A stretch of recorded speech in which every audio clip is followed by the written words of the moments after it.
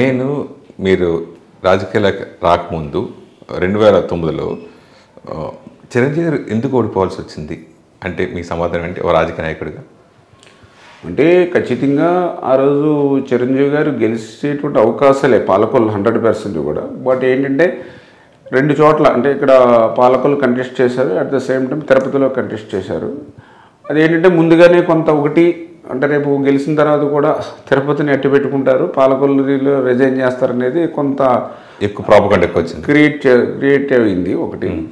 2 ఏంటంటే ఈ administration side నుంచి కూడా కొంత ఏదైతే ఎలక్షన్ మేనేజ్మెంట్ పోల్ మేనేజ్మెంట్ చేసేటువంటి టైంలో కూడా వాళ్ళు ఏదైతే ప్రజారాజ్యం వైఫల్యం అయితే ఆ రోజు పాలకొల్లో చాలా క్లియర్గా కనిపించినటువంటి పరిస్థితి. నెక్స్ట్ 3వది ఏంటంటే ఇప్పుడు ఎంత వ్యక్తి అయినా సరే ఎక్స్పెక్టేషన్స్ ఎక్కువైపోయినాయి పబ్లిక్లో.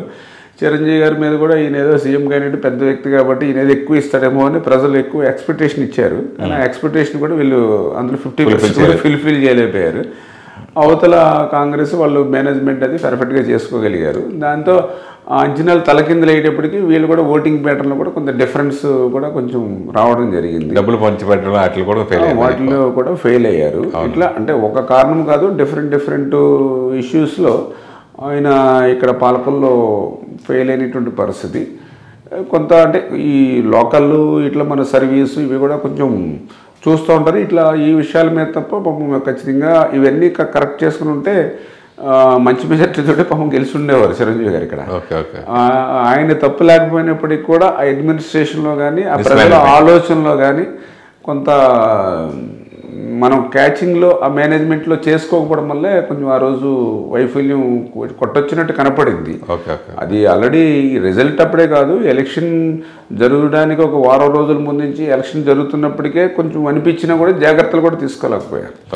అంటే ఏది ఇక్కడ చిరంజీవి గారికి టైట్గా ఉంది, ఇక్కడ ఇబ్బంది వస్తుంది సీటు అనే పరిస్థితి ఉన్నప్పటికీ కూడా దాన్ని కౌంటర్ చేసుకుని దాన్ని కరెక్ట్ చేసుకునే విధానం కూడా లేకపోవడంతో కొంచెం ఆయన ఆ అడ్మిషన్లో ఇంట్లో అన్నింటిలో ప్రధాన భూమిక పోషించింది చేగుంటారు రామజోగి గారు.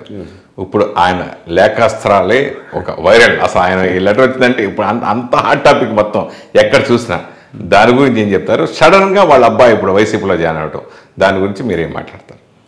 అంటే ఇప్పుడు ఈ చేగుంటారు రామజోగి గారు అంటే ఆయన ఒక రాజకీయ ఒక ధురంధరుడు, ఆయనకి ఎక్స్పీరియన్స్ అది ఉంది. కాకపోతే ఆయన రామజోగి గారు ఏంటంటే ఆయన ఆలోచనలు ప్రకారం పనిచేయాలని ఆ రోజు ప్రజారాజ్యమైనా ఈరోజు జనసేన అయినా ఇంప్లిమెంటేషన్ చేయమని కోరుతూ ఉంటారు.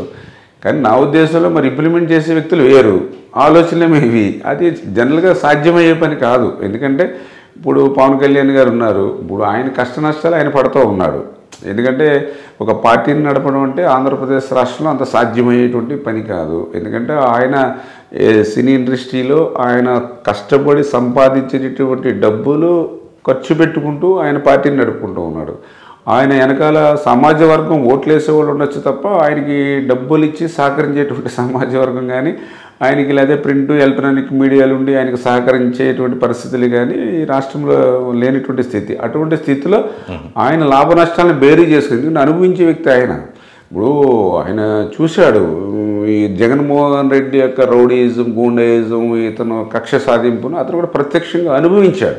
ఇప్పుడు విశాఖపట్నంలో స్వయంగా ఆయన ఉన్నటువంటి హోటల్లోనే ఆయన పార్టీ నాయకుల్ని కార్యకర్తలు ఈడ్చుకెళ్ళిపోయి అరెస్టులు చేసి 307లో పెట్టి SC/ST కేసులు పెడితే అంటే అది ఆ నాయకుడికి తెలుస్తుంది ఆ బాధ, ఆ కష్టం.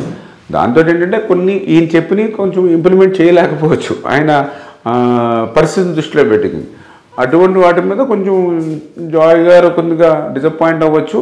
ఆ జాయ్ గారి కుమారుడుగా ఈయన కొంత డిసప్పాయింట్ అవ్వచ్చు. ఏదైనా వాళ్ళ వ్యక్తిగత విషయం. ఇప్పుడు ఏదైతే చేగుంట సూర్యప్రకాష్ గారు ఆయన కూడా మంచి వ్యక్తి, నాకు కూడా మంచి ఫ్రెండ్, ఎప్పుడు కూడా నన్ను కూడా బాగా వెల్విషర్గా ఒక రకంగా చెప్పాలంటే ఇక్కడ జనసేన పొత్తు లేకముందే ప్రకాష్ గారు ఒక మీటింగ్లో 50,000 మెజార్టీతో రామారెడ్డి గారు గెలుస్తారు పాలకుల్లో, మేము జనసేన పూర్తిగా సపోర్ట్ చేస్తామని చెప్పారు. ఇప్పుడు జనసేన పొత్తు లేకుండానే చేత ఆయన కూడా కొద్దిగా ప్రాక్టికల్గా ఉండే మనిషి, ముక్కుసూటిగా ఉండేటువంటి మనిషి. ఇప్పుడు జాయ్ గారైనా ప్రకాష్ గారైనా నీతిగా నిజాయితీగా ఉండేటువంటి వ్యక్తులు. ఈవేళ రాజకీయాల్లో అన్ని సంవత్సరాలు వాళ్ళు రాజకీయాల్లో ఉన్నారు. ఈవేళ కుటుంబంలో ఒక అవినీతి మరక మనం చూపించినాం. అంచేత ఆ ఫ్యామిలీలో ఎందుకు మరి ఆయన అంత చెడుగా ప్రచారం అవుతుంది ఆయన గురించి, జోగయ్య గారి గురించి, అందు గురించి కాపు నాయకులు కూడా బాగా వ్యతిరేకత ఎందుకు వచ్చేసింది ఆయన మీద?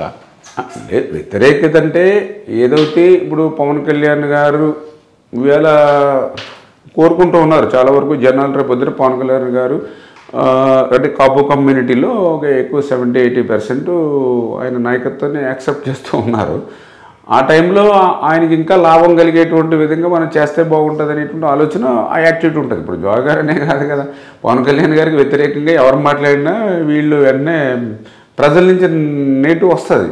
నేను మాట్లాడినా లేదా ఇంకోటి మాట్లాడినా మీరు మాట్లాడినా వస్తుంది. ఎందుకంటే అతన్ని ఇంకా రామానాయుడా లేకపోతే సురేష్ గారు కాదు, వాళ్ళంతే పవన్ కళ్యాణ్ అంతే. ఆ పవన్ కళ్యాణ్ని వాళ్ళ దేవుడి కింద చూసుకుంటున్నారు. ఆయన మీద ఏగవాలని ఇవ్వకూడదు. అని చేత ఆయనకి ఏదైనా నష్టం కలిగించి ఏది చేసినా వీళ్ళు యాక్సెప్ట్ చేయరు అంతే.